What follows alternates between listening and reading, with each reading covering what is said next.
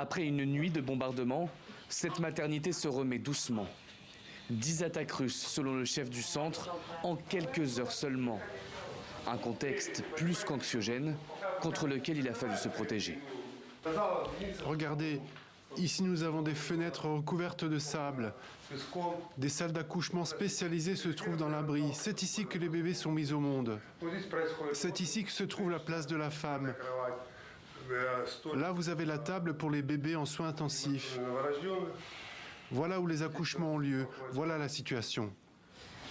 Ce centre est situé à une vingtaine de kilomètres du front, dans une direction où les forces russes poussent depuis des mois pour s'emparer d'un grand axe routier. Pour toutes les femmes enceintes et les jeunes mamans, la peur ne quitte jamais les esprits. Les bombardements sont effrayants. On a très peur. On en a mal au ventre. On n'a nulle part où aller. Il y a quelque temps, une jeune fille enceinte est décédée dans notre maternité. C'est tellement terrifiant d'aller à l'hôpital pour des soins prénataux et de finalement subir des bombardements. Face au danger, faut-il abandonner la maternité? Inenvisageable pour le chef de centre. Les risques, les soignants les connaissent, mais leur mission reste la même, veiller à la vie des enfants et de leurs familles, même face au manque de main-d'œuvre ou à la pénurie d'électricité. Nous étions dans une situation où une opération était en cours.